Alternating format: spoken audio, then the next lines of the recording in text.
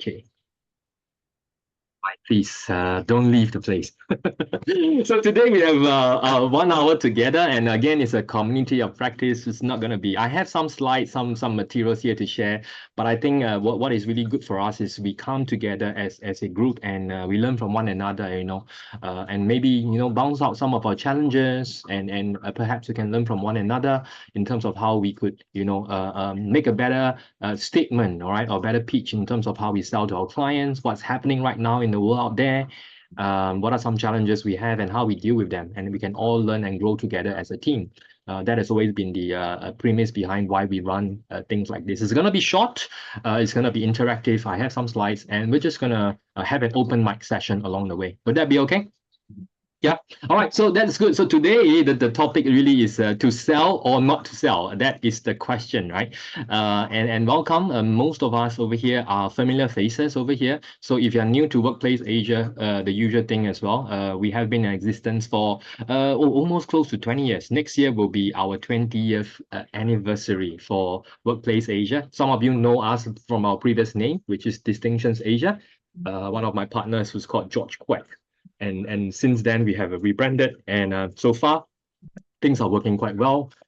We do a few things, and today the focus of our conversations, of course, is revolving around the Workplace Big 5 profile that we distribute as an exclusive person distributor in the region. So some of you know this, most of us would know this. We have a few upcoming certifications soon. So if you have friends who are interested, you had a good experience, please let us know, right? And we would like to again offer them the same service we have offered you. I got to know this new tool recently as I was being mentored and guided in my social media journey as well.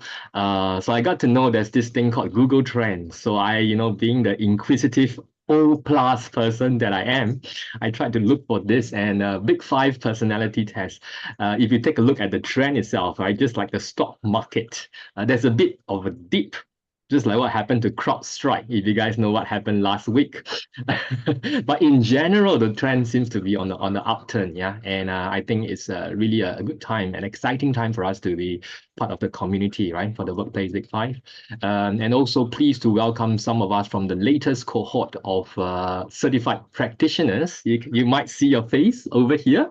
We have done the 7th intake so far, and we are happy to say that we have just gotten approval for the upcoming 3 or 4 as well. So we do it on an annual basis. So it's going to be a good, should I say, addition to the offerings we have in Singapore as well. Yeah, so happy for all of us to be here. And CP is coming here as well. So my partner CP is going to be here as well. We just finished another meeting with one of the fearless distributor. And of course, that brings me to my second point over here, which is our newest offering in Workplace Asia. And this could be even more interesting. We are proud to be one of the partners of the Fearless Organization Scan. So in conjunction with Amy's research, we intend to bring that, or we hope to bring that to our the community over here in Singapore. And again, going back to my newest toy, Google Trends. Oh, this is even more amazing. Take a look at this one straight line over here, going up here. So I think dovetail very nicely with the conversations about team effectiveness and all this as well. So we have 2 upcoming certifications as well, in August, in a few weeks' time, and in November as well. But we are doing a bit differently. If you guys are interested with the other distributors in Europe, in US, South America, maybe some of them, yeah, is we do it in a 2-day face-to-face, just like the Workplace Big 5. Everyone is going on virtual, but here I believe in some of this certification, the practice of holding space, the practice of facilitation, especially when we are touching on something as sensitive as psychological safety. I think it's important that we have such a conversations, right? So again, we went a different approach. We took a different approach, and we're gonna do it face to face as well. So it's experimental. They haven't done it like this before, but it's something that we think will benefit the organization, right? So this is what we have right now. And of course, Clutterbuck, some of you know, my Shifu, my mentor, and we are again still working on him, with him. End of this year, maybe, but probably we will see him again next year for more learning in the area of mentoring and coaching. Yeah, and of course myself. My name is Wei Si, right? And if we haven't met before, you pronounce it as a way to see, right? Yeah, so pleased to be here, and I would like to maybe just quickly kick off with some conversations, right? If we talk about successful sales conversations, what are some things that we can do, right? So a lot of times when we talk about successful sales conversations, it's really about and over here, even though I use the word sales, sometimes it's just about in terms of the framing of our conversations today is about getting our stakeholder to buy in, selling an idea as well. So it need not necessarily be, I know quite a few of us are, independent consultants, right? But maybe the conversations we have here could be helpful for you as well in terms of trying to sell to your internal stakeholders, right? So what might work, what won't work? So we want to hear some of this. Right. So I want to kick off. I have a few slides over here, but along the way, once again, I will be asking you for your comments and how this resonates with you. I want to kick off with again some of the interesting research I have come across that could be useful for us. And so the first piece of information I want to share with everyone really is this piece of research, right? Done by Miller Hyman Group. You guys might have heard of them before. They specialize in sales. Right, sales calls. You could have heard of things like the blue sheet, the green sheet. This was all by this group called the Miller Hyman Group, right? So they did a long-term research over a couple of years across different industries, different countries. And in terms of this research, they just observed, core behavior. Here, it means just a sales call, a sales conversation, right? And what they have observed is, they have look at the calls and they managed to somehow, with all this data, segregate it into successful calls and unsuccessful calls. Yeah, unsuccessful calls. So with this, right, let me ask everyone over here a question, right? From your experience, what makes a conversation? Sales call could be just selling an idea, right? What makes it successful? You could type in the chat box, you could just unmute yourself from your experience of trying to integrate assessments, right? In the area of for us, of course, workplace big five, right? What makes calls successful? What makes the conversation successful? You could type in the chat box, you could unmute yourself. From your experience, what makes calls successful? What did you think Miller Hyman got out of their research? Penny, for your thoughts. Let me see, just a quick one. For me, I guess I was able to add value and sort of align with the client's objectives. So that all successful, and yeah, there's some possibilities in the pipeline. Thanks, Sun, for sharing, right? So again, understanding where they're coming from and can we align? Is what we are offering aligned to what they have? Yeah. Thanks for that. Yeah. Anyone else in terms of your conversations? What made it successful? Jonathan says a contract. How did we get them to sign that contract in the end? So that's the end result, right? They sign it. But what made it successful? What are some of the key attributes, Jonathan? Jonathan, by the way, is a very experienced OD personnel, right? He hates operations and all this as well. So from your previous experience, what were some of this if you have been on some of those sales calls? You are always selling every one of us, huh? Humble. I would say a positive engagement, that allows further development of conversations, relationship building, and stuff like that. Yeah, the call itself might not be a one-off, right? But making them interested and being able to show, when you say positive engagement, proof of prior experience, that could have been useful as well. Yeah. Yeah. Thanks, Jonathan. It could be a continuous conversation. I mean, it doesn't end there, so you build a relationship to develop something more than. They're interested enough to give me another shot, right? After another timing. Yeah. Thank you, Jonathan, for that. CP, where are you? Are you somewhere right now? Being able to gather what value the client looks for. What do you mean by that? Yeah, so sorry. Hi everyone, I'm still in the car. So I'm not gonna on my video, you guys see me anyways at night. Okay. Good, first of all, good to be seeing some familiar faces, and thanks Wissy for organizing this. So my contribution here is actually a couple of meaning. So one is the ability to first gather information from the client. Oui. And that is number one, right? Number two is the information is enough for you to be able to understand, right, what value looks like for the client. So one of the challenges that I'm sure many of us here, or in fact a lot of us have encountered, is that it's not that we don't ask enough questions, but I think is sometimes the client is not ready, or they don't even know what exactly is their problem, and or they don't have that enough trust, right, to reveal enough information to you for you to be able to suss out what would this value looks like. Because I think on our end we can be doing a lot of things, but at the end of the day, value is defined by the person who receives it, not by the giver. So I think that to me, I guess is the kind of sometimes it's the chemistry with the client, sometimes it's really, you know, your our ability, right, to be, you know, really asking the very, very effective questions to get the information. Okay, so successful conversations, asking questions to uncover what value looks like. Yeah. What resonated with me was this part about different people perceive value differently. Yeah. That's a good one. I noticed Leonard, leaning forward in his video. Yeah, that's a good one. Thank you for No, I saw Jeffrey wrote something about deep connection, and I think when you want to influence someone to buy something from you, right? I think the connection piece is actually extremely critical. You know, they must like you. I think ultimately that's I think, you know, they'll say things like, oh, you know, you don't have to like you. They just must respect your skills.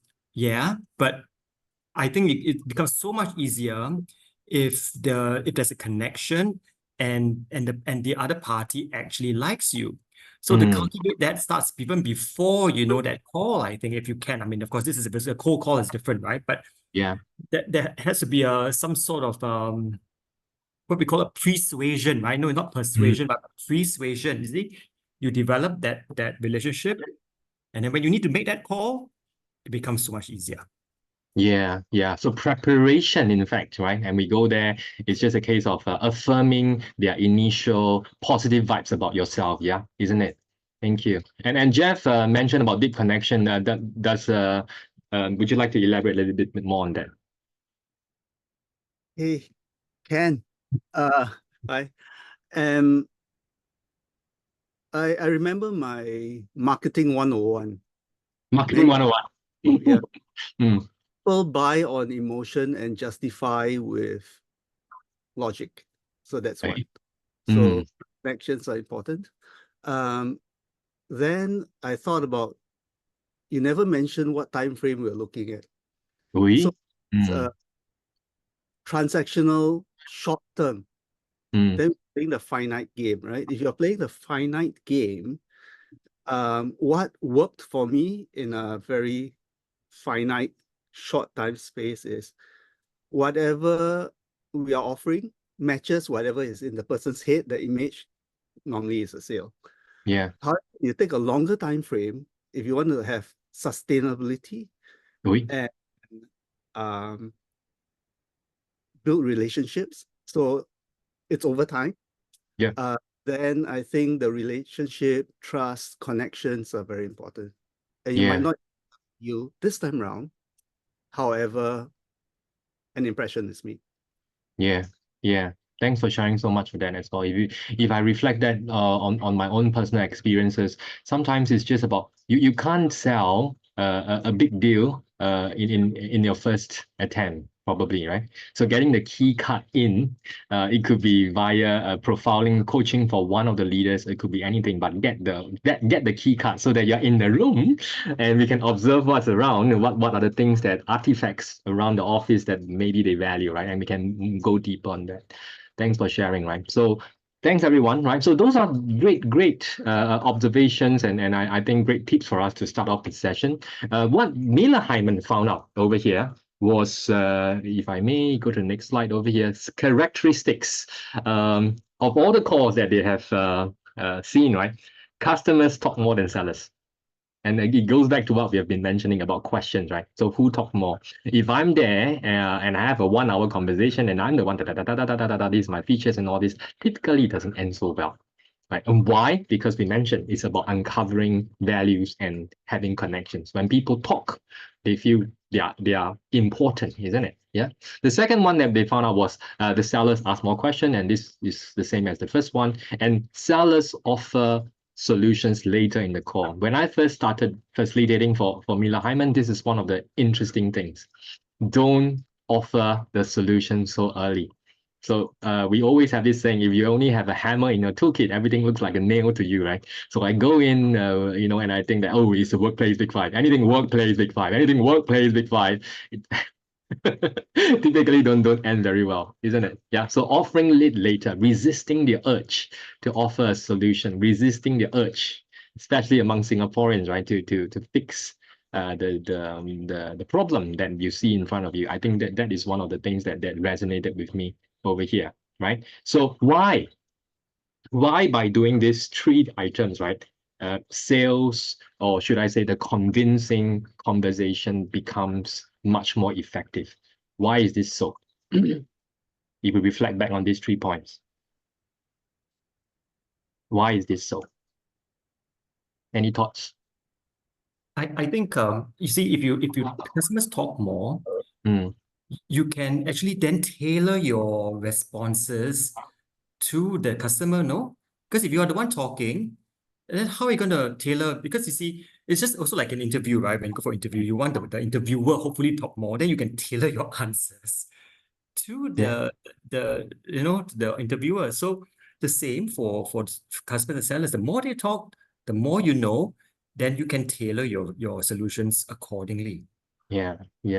Thank you, Leonard, for that. Isn't that true, right? Then we can really align to whatever the client is saying. We can tailor our pitch accordingly if they are able to share this, isn't it? Yeah. Any other thoughts on this? Why this happens? I think generally you come across as more likable, right? If you are listening, than when you're talking. Especially when you talk about things that the person has no interest about, then you become less likable. Or the person will start to like you. So I think if we go back to earlier what we talked about, how do we build trust, right? Maybe the first step is to get the person or to be likable to the other person. Yeah. And to be likable, one of the ways is to just shut up and listen to what the person has to tell you. Well, having said that, I've come across clients who just, want to hear from you what you have in mind, which also tells me if that is the case, the client is unlikely to be convinced. If they just want to hear the kind of solution that we have, which also means that the client may not even know the problem that they have. So that may not be actually a good client to actually try to convince. But just to address this point, I think it's about being likable, and one of the ways is to listen than to talk. Thank you. Right, principle of likability, isn't it? Yeah, Dr. Ling? Yeah, it's like doing coaching, right? When you coach someone, you're having a coaching conversation, you're not instructing, you're not demanding, whatever it is. Likewise, in a sales conversation. So I'm not here to sell you, right? But let's have a conversation as to see what are some of your needs, and it's just a conversation that we have. Yeah, makes sense. I want to take this time to also welcome Sabrina. Thanks for joining us today. Apologies for my delay. I was in a tuk-tuk dashing back. I'm right now not in Singapore. I'm in Sri Lanka. Oh, nice. Hope you had a nice travel. No turbulence, yeah? A lot of turbulence. Apologies for my delay, and lovely to see some familiar faces. Yeah, nice. Thanks for joining us, right? And of course, Margaret and Jeff said it's about them, right? When it's about them, they like you better, and it's easier for us to build that kind of intimacy, right? And this is in fact what we have found out, because customers who reach their own conclusion, in our case, that the workplace big five is better, if they're the one who asks you, so how can you help me? You build it up, right? You build it up, and when you offer it to them, they find that this is of higher value. Instead of going there and giving you this, if I offer, the value is much lesser, right? That's what it means, right? The things that you cannot achieve out of it, right? So that's nice. And I think some of this has been covered already, right? Average sellers, what we found out from the research, right, is very, very focused on my agenda. On the other hand, if we listen out, and we ask questions that benefits them, you could align it to them, and you offer solutions that is aligned to what they have. You could actually talk about value, right? Don't talk about price so early on, and that helps in your ability to close the deal. Of course, if you are working with internal folks, internal clients as well, the same thing happens because everything talks about ROI, right? So the second part I'd like to share with us is to really relate what we have been talking about so far in terms of the typical stages, right, of a sales conversation, the typical stages. So this is something which is very common to some of us as well, right? So in a sales conversation where you're trying to convince someone, there are four main stages from opening all the way to obtaining commitment, right? So if I ask someone, if I ask everyone over here, right, to think about your own experiences when having a call with a client, your internal stakeholders, what happens before this step, before I even have that sales conversation? What might be critical before this step that will increase your closure rate, that will make sure that you are, you know, you have a higher possibility of success? What goes through your mind before I even have that conversation with that particular stakeholder? What could be helpful? I find what usually works for me is let's have coffee first. Yeah, Then, meet them beforehand. Yeah. Let's enjoy coffee, right? Then we talk about a few things. Yeah. Before you go bang into agenda item one, let me tell you this. No, we don't do that. Yeah. Building up the relationship. Yeah, to build that the connection. Thanks for that. Yeah, Vincent. Anyone else? Your thoughts on this? What happens before we even have that first conversation to meet their needs, to offer them value? Anyone? I think one of the things that we can always do is to share your knowledge, right, on with them around what is the latest trends, or a little bit like what you're doing now, right? We see, trends, what are some of the best practices or some ideas, right? It's not so much it's just doing some homework before you meet them. So the conversation should be strategic, in short. Yeah. Thank you. Right. Doing some homework, and I really relate to that as well. Homework over here, to me, before we even have that conversations, because a lot of our work over here is word of mouth referral. Sometimes it's cold call coming in. One of the things I found to be really useful as time starts being a key resource, which is scarce, right, is prospecting. Knowing who are your customers. One of the things I realized, right? Who are those who might suit you? They take a look at you, they converse with you, and immediately you make the connection. Who are those? I remember when I first opened up my first company, 07, right? We did something. So my partner, her name is Evelyn, right? So that's good. Practicing management consultant. So we were advertising on the SME magazine at that time, right? From at that time was EDG or previous name, right?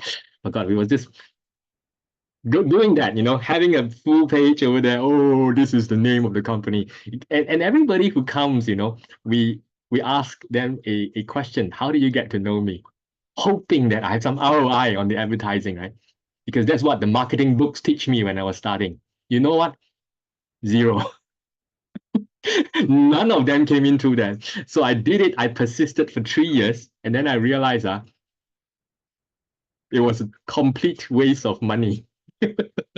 The people who came, I realized, was people, a lot of them was referral. So I start to realize that there was wisdom in what Peng Sun was sharing. Having coffee and having this kind of connections is better than just putting your money there and advertising, right? So that was one thing I realized. The second thing as I realized was, who are the clients who came back to us, who found that there was good results, and who are those that you are happy to work with?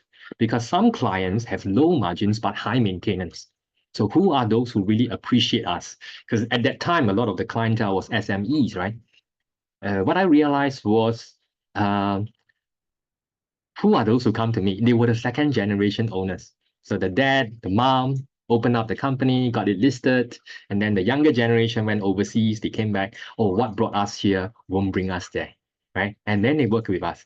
And if these people, we work well with them, they get the value, they will refer people who are in the same category because they flock together, right? And then, hey, this becomes a very, very positive cycle. You have more and more of the same clients. And those that you realize this segmentation usually don't end up very well, I start saying no. And you start to, of course, a lot of us over here ran your business for a few years. You realize if you look at, for example, GBs, there are some proposals. Once you take a look, right? Thanks when can relate to that. You know, I'm just a third code. You don't even bother writing that. It is crafted too well. It's from a consultant's pen. So you start to realize, hey, is this really something that I want to? So before we even have this conversation, proper funneling, proper of that, isn't it? Thanks when you have experience with that as well.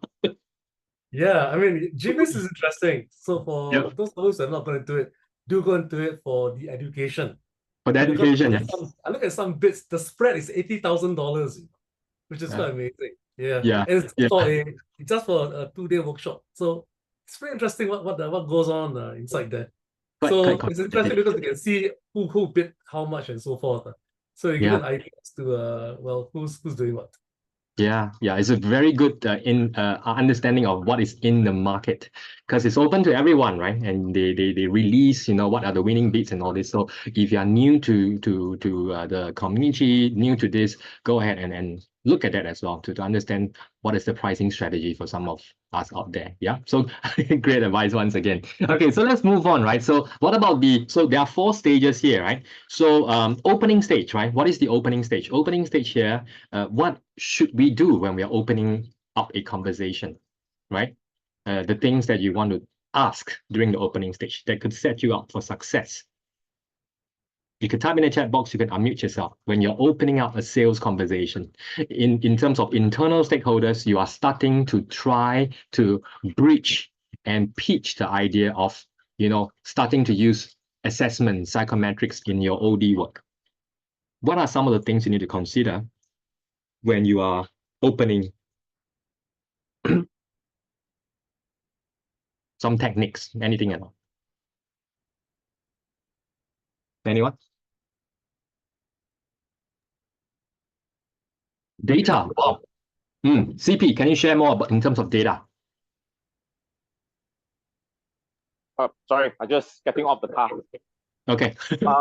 So I think one of the things about psychometry is I realized after all these years using it and talking about it to clients or to associates, right, is that some people do have concerns about psychometric. Some people have actually bad experiences with psychometric as well.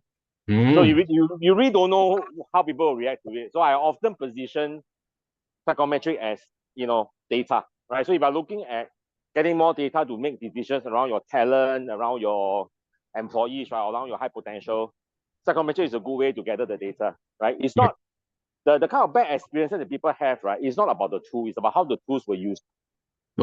Whatever bad experiences they had before. So it's not about the data itself, it's how it was being used or misused in a sense.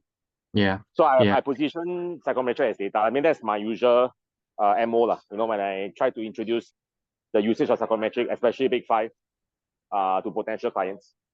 Thanks for sharing, right? Going in, opening, and it's just a source of data. It's not too much about, okay, you did this, now I know everything about you. They don't feel safe, isn't it? Yeah.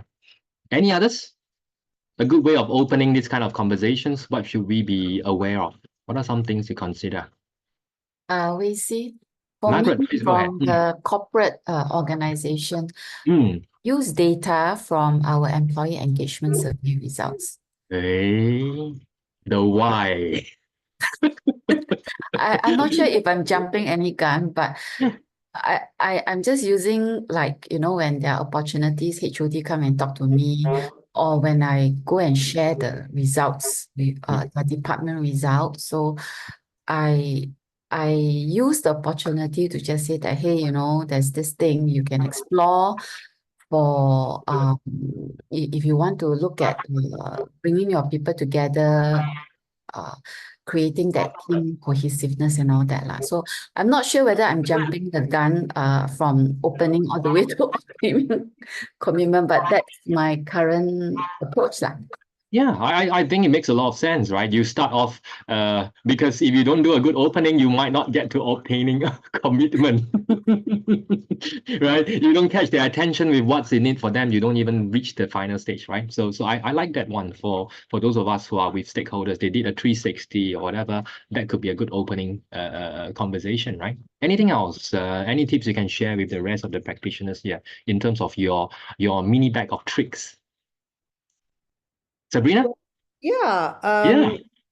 I guess I should contribute something to make up for my tardiness. We value your contribution so much. Yeah. So what I do is that I really enter the conversation asking what are the outcomes that they want. And I do some investigating straight off, right? Straight off the bat, I'm already asking, like, I'm actually not that interested in their surveys because I find that sometimes they can be binary. It could be. It could be, right? But I'm just asking for like the narrative, right? Like, what are you observing? What are you seeing? What are you feeling? What's happening here? Like, on a percentage basis, like what are you how much of this is needed, how much of that is needed. So just go into a lot of inquiry, and then what I do is I start proposing, well, because I'm not really attached to using a psychometric, nor am I attached to which one they use. I just put forward the possibility of using a data point, right? Which gives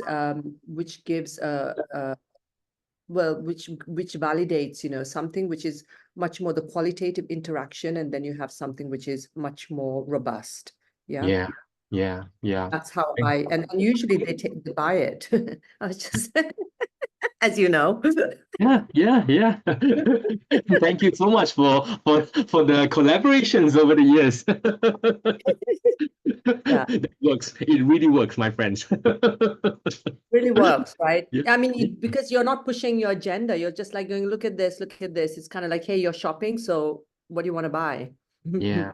Yeah, what do you want to buy? What is your, what's the purpose? Because they made time to have this conversation with us. So there must be something they see in us. If not, they won't even meet us for coffee, isn't it? So the customer-centered purpose and what's the desired outcome for them, yeah? And again, if we are going to be asking a lot of questions, maybe we can ask permission. We're going to ask you a lot to uncover more about your context, to understand more about your context. These are things that we can do for opening. Jeff says, what patterns are you observing? What conversations are you looking for? All right. So again, noticing this and that helps us to build quick connections to move on to the next stage, isn't it? Yeah. That's really nice. So once we are done with opening, and Sabrina was sharing with us the most important things. If you have gotten, they are here, they have something for you. We move on to the most, in my opinion, right, the most important stage. The most important stage, right, of this, which is trying to investigate, right? Trying to investigate what are the kind of issues that they're facing, right? That they have. And over here, really, what we're trying to investigate over here is really the need. How high is the need? How much is the need? How urgent is the need? Right, and cost, of course, right? If they're gonna do something like this, and cost over here, if I can just highlight to everyone, is this not just the dollars and cents? Even though I use that symbol over here, right? Cost could come in other forms, isn't it? Right? If you take a look at the bullet points I have over here, do they resonate with you in terms of the cost and the need?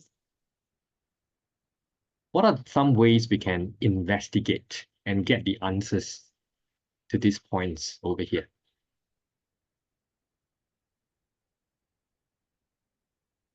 That you've encountered? Yeah.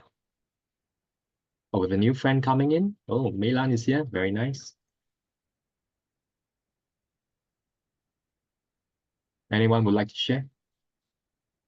What have you encountered, in your conversations with your internal stakeholders, with your clients, and they say, oh, this is cost, which is not so much of a money, not just the cost of the $100 you pay for the workplace. Big five.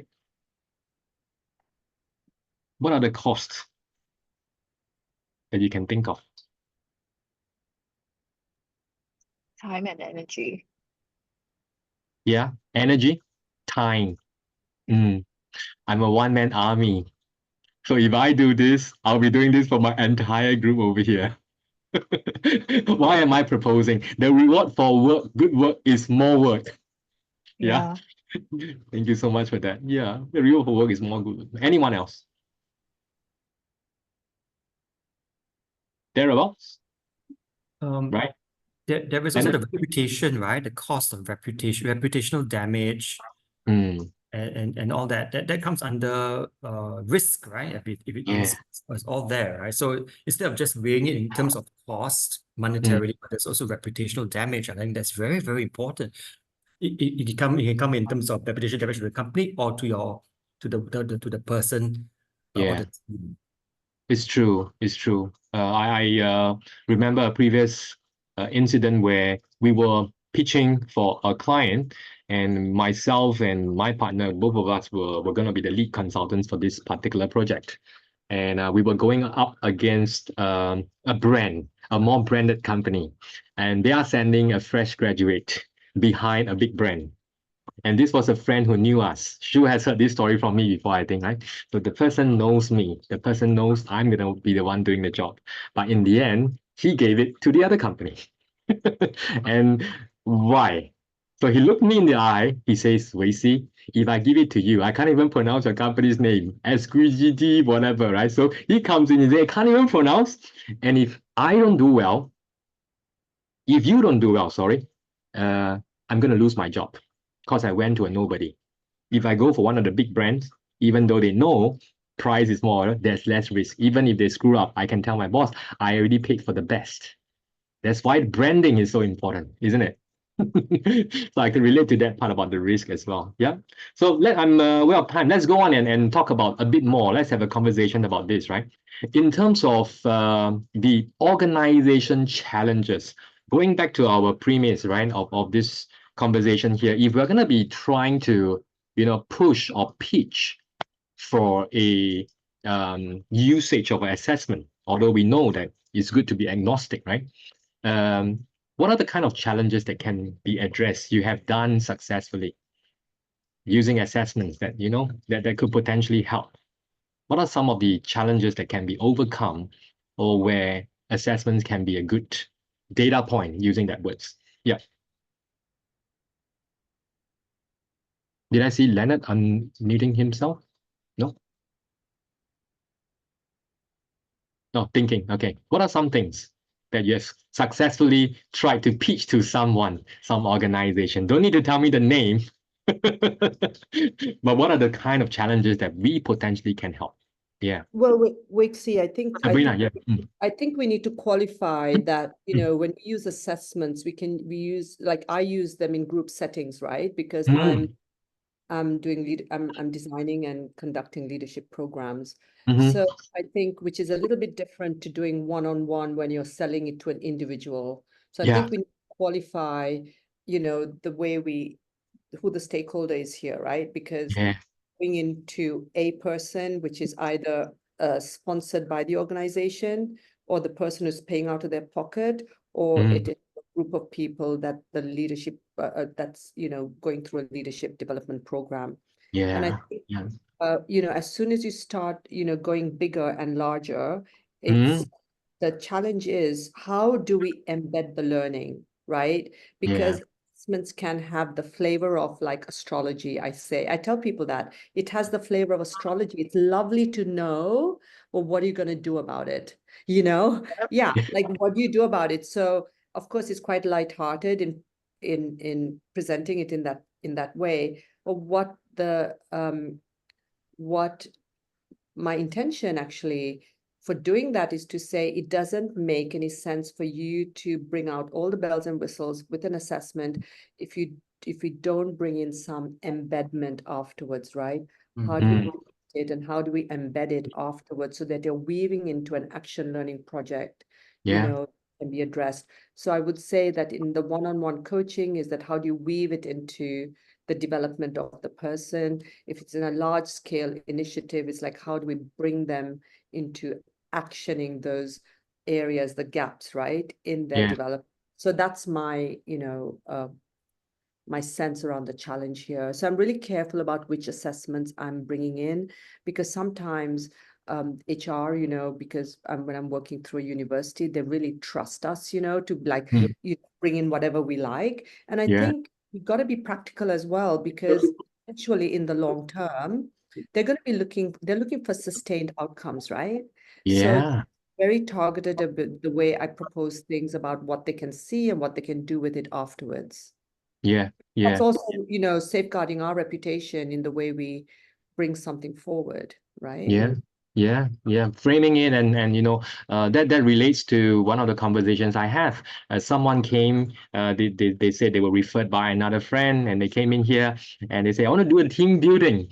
Okay, so let me understand. I use the opening questions that was proposed by CP, understand what they have been doing so far. So what did you do? Oh, your purpose is about getting teams to work better together. All right, so what have you been trying, right? What worked well for you, what didn't? Oh, the year before I was doing Strength Finder. The year before I was doing MBTI. The year before, every year you do a different tool. There's no embedding. So if I add my name to the conversation, it will be just, oh, last year I tried Workplace Big 5, it didn't work.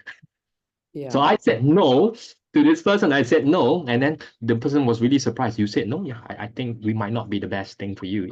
If you are interested in other interventions, yes, but perhaps I might not be the best. And then by being truthful, what happened is I didn't have the chance to work with this person, but I think establishing the connectivity or the trust, this person referred someone else to me, right? With a better use case in that sense. So I could resonate with that.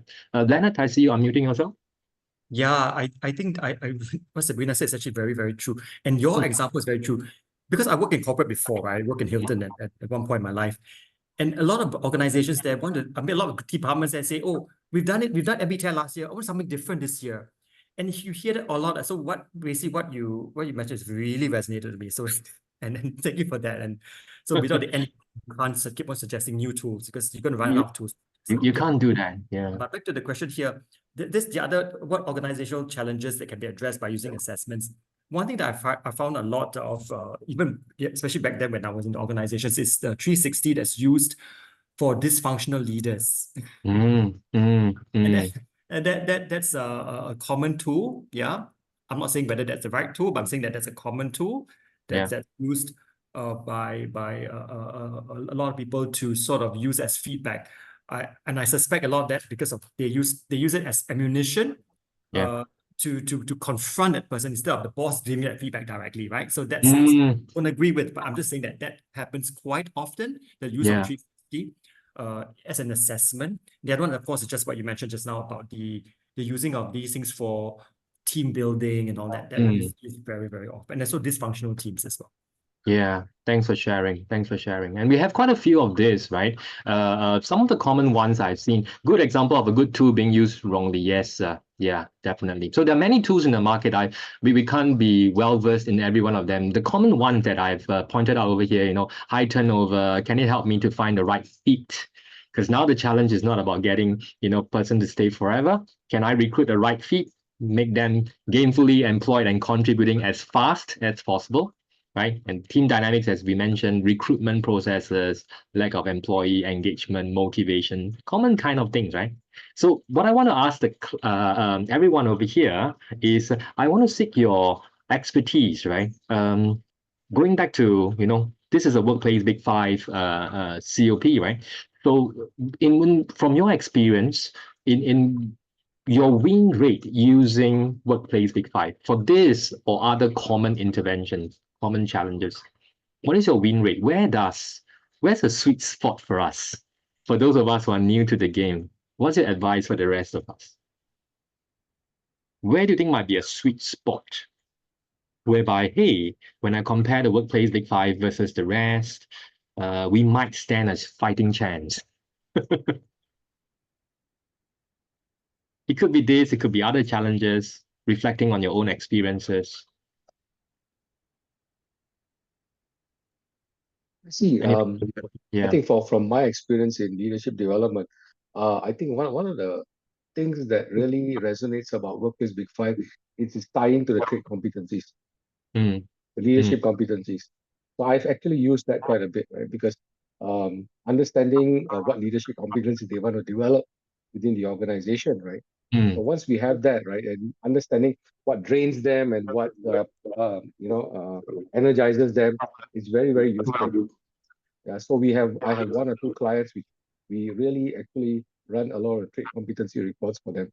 So that Yeah. is one thing I find from Workplace Big Five perspective, that link between the traits and the competencies is really useful. Yeah, yeah. Thanks for sharing, Sanjay. It's really true, right? The ability, and when we talk about this in terms of the Workplace Big Five, the ability to use a trait type of descriptor, right? It gives you much more nuanced understanding of this person's behavior, why they do things in certain ways, right? Yeah, I think that CP says a construct that's widely recognized. Yeah, that could be useful as well. Right? So go and Google on 5-factor model. Okay, so good. So they quite legit, huh? So people will always go and Google, right? Everything is there right now. So that could be useful for those who, from the conversation, the stakeholder, wants to use things which are valid. Yeah, that could be. Any other use cases? Yeah, Leonard, Yeah, go. yes, I find Workplace Big Five, actually the Big Five in general, very useful when it comes to coaching. That's because you can go deep into the personality of the person and talk about issues, talk about the not issues, but talk about the different facets, different traits very, very well. So when we used it for recently, we used it for a workshop, and we explained, of course, and then we post the workshop. We also did one-to-one, and then we went deeper into it, and that is actually very helpful, because what I feel sometimes, because is this 5-factor model, right? It's it can be complex if you don't spend enough time, because everybody's file is different, right? It's unlike those colors type, so it's perhaps easier to talk about in a big group setting. So I find Workplace Big Five extremely useful and detailed enough when we use it in a one-to-one kind of coaching setting. When time allows, right, it really allows us to dig deep as well. I could resonate with that as well. Thanks for sharing. And what's interesting, we have Workplace Asia. We have our partner sister company in Hong Kong. What is interesting, if you look at it, there's also a cultural aspect of things as well. So in Hong Kong, our DISC sells much better. Why? It may be cultural. They like it fast, easy, behavioral. Fight it, they like to say, right? Faster. So it really depends on, again, understanding the client, understanding your stakeholder, right? I think that makes a lot of difference, right? Makes a lot of difference. And we have a question from Jeff. Yeah, Jeff says, from my experience, what is your approach to a client using assessments as a scapegoat in all this? I think what I do to frame during the opening is it just tells you about energy, right? How much energy this person have to perform this particular maybe activity on a sustained level. It is never about performance, which is once in Singapore, you see numbers, people, numbers, low number, 25, I fail. That will be one of the closest thing, which is what I would like to share with everyone here as well. Some of you asked me this in the certification class, what do? I almost never get someone to do a profile and give it to them just like that. If the person is not willing to meet me for coffee, have a debrief, then I will rather throw the trait somewhere else.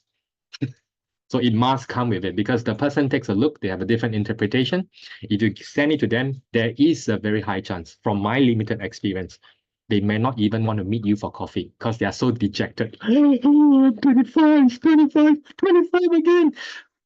You can't even have them, and you can't change their thoughts. So this is one, perhaps for those of us who are new, right? A slight tip for us as well. Yeah, sounds good. Yeah, let's have. Yes, we should. I owe you one, sir. All right, and moving on, right? I'm aware of time. Let's go on and demonstrating capability. This is where, again, it leads on to what we were talking about just now, right? What do they ask? And again, if sometimes by now, after investigating, what we realize is that assessments is not the answer. That's just the way it is. They don't believe in it. If they believe in it, it's just about finding the right one. It could be Strength Finder, it could be anything, right? And just being honest about our pluses and minuses, I think that helps you to score some brownie points. You might not get to sell the Workplace Big Five, but you earn credibility as a consultant, right? As a stakeholder, as a partner. But by now, if it yes, then it's about finding the right one. Then the questions we want to ask in this stage really is about this. What questions do they ask in their decision-making process? So they are aware, the buying cycle, they're aware. Okay, no, oh, there's a tool called the Workplace Big Five. They Google about you. Oh, there's all this group of practitioners here, Jonathan, Sanjay, we're all doing this. Okay, now you're at the part where you're trying to get something, right? They're trying to evaluate why you and why not somebody else. What questions do they tend to ask you?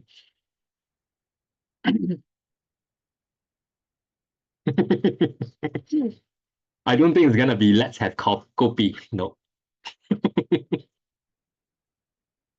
Anyone? What questions do they tend to ask you?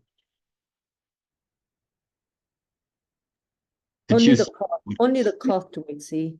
Only the cost. It's always about dollars and cents, yeah. That's the only thing that I get asked. Otherwise, the only thing that you get all asked. good to go. Good to go. Thanks, Sabrina. Other than money, other than price, what else do they ask? Really, that's the only one? Leonard, what else could be in the mind? I would concur. The cost comes up very quickly in the conversations, they do.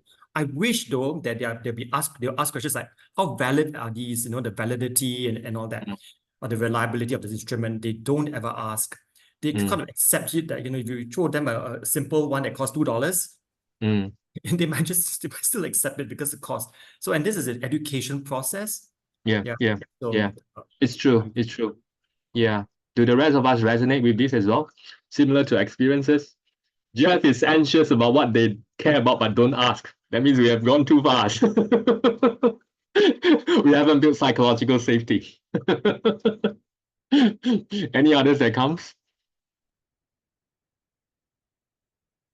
Validity. I do get asked this question about the sample group. Okay. Yeah. Oh, yeah. And I think that's something that I have brought up to you before or through just is the sample group global or is it Asia Pacific focused, right? So that just came to mind because this came from a recent client. And I must admit that I have back in the day, and I don't know, please qualify this right now. Remember when we used to have humility on the scale?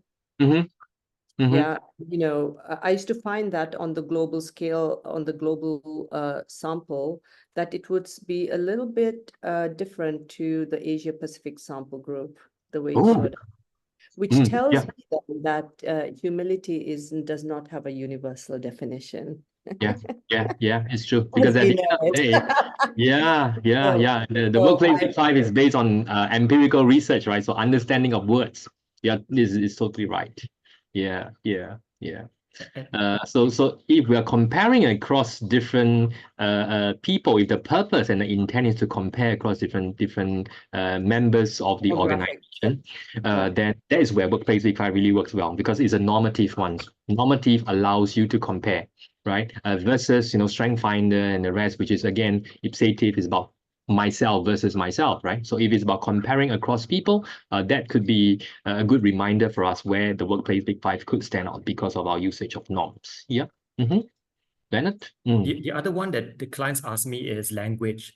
Is the tool available in X and Y language? And I'm talking about China usually, right? Because it's a market that comes that. So they want the tool to be available in that kind of language before they want to commit to such a process. For big global deals, right? That That could be something as well. Yeah. So that's the one point. And at the moment, if we are talking about the workplace big five, there's a moment where is a room for improvement. I think the number of languages is still lesser, but with the emergence of AI, I guess it's something that will be overcome sooner rather than later. Yeah. So a few things over here that I want to just share with the class as we approach the time that we have allocated for this. Cost, of course, right? User-friendly platform. This is quite, to me, quite consistent across different places. If the use case is about recruitment and all this as well, biases, ethical part of things, the question that they ask, and this is one where, again, the workplace big five stands out. Right, we're using it for purposes because it has been endorsed and vetted by employment attorneys in the US, right? The lawyers take a look, the way the questions they ask are all quite okay, right? So these are several things. And of course, one thing that, again, shooting myself in the foot that we might not be as good as is all the branded kind of assessments out there. We could never have the marketing budget of Gallup. So what we could do are some of these things we try to play up, some we play down. One of the interesting piece of research I've come across in my last trip to ATD last year was this. We asked the same question during that conference, and this was the results we got, which again speaks to differences in maybe culture, right? Isn't it? If you take a look over here, right? For them, it's all about the validity and the ease of administrations, which could be a bit different over here based on what we hear. For us, is price might be the top one. It's all about the cost. Yeah. So food for thought. Just wanted to share this piece of data with us. And of course, the last step over here is pretty straightforward, obtaining commitment from the clients themselves, right? So what can they do for us? Are you going to have a next meeting with me if we're not going to conclude over here, right? Are we going to have maybe having your top leaders having a trial sample, right? What I realize is that works really well. So not one, two. Okay, so two of them know one another. We do the debrief together, and I'm gonna debrief you to the other person and you to the other person. It tends to work well. So guys, if you have some of these new clients and you have never worked with them before, it's a big deal. It makes sense. Please approach me. I don't have, I'm not Santa Claus, but I'm committed to helping the community grow. Yeah. So if it makes sense, let's work something out, right? If it helps to bring out the reputation and increase the visibility of Workplace Big Five, please, right? Let's talk about things as well. So obtaining commitment for them to do something, right? It needs to come at a cost in the sense that action, maybe not money, but they must be willing to invest time, isn't it? Yeah, in terms of this as well. So this is something that I realized in terms of those variables that has an impact on sales, yeah, on sales conversations in terms of impacting your stakeholders. We have reached about 9 o'clock, and I thank everyone for this. I want to conclude with just 3 pointers over here. Really, collaboration is key, not going there with the intention to just sell this one item. I think that is something that has came up in our 1 hour of discussion.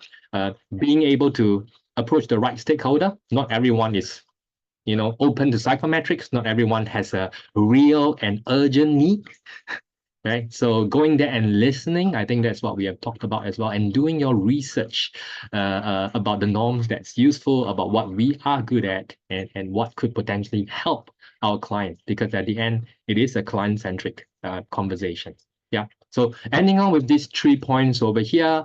And yes, I know we have reached 9.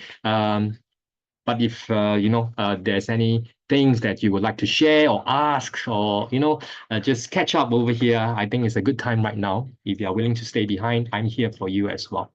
Yeah. Any concluding thoughts or questions after this 1 hour of sharing from all the experts? I'm really happy with the turnout today. Any questions from anyone that we can perhaps leverage on the wisdom of the community? Anything at all in terms of this topic here, engaging your stakeholders, trying to push across your agenda, anything at all from anyone? Concluding thoughts? Wei-Si, this is Dawn here. I have a question. Yeah, So Dawn, yes, because please. I'm quite new to Workplace Big Five in Singapore, but I was actually a recipient of the tool when I was working overseas.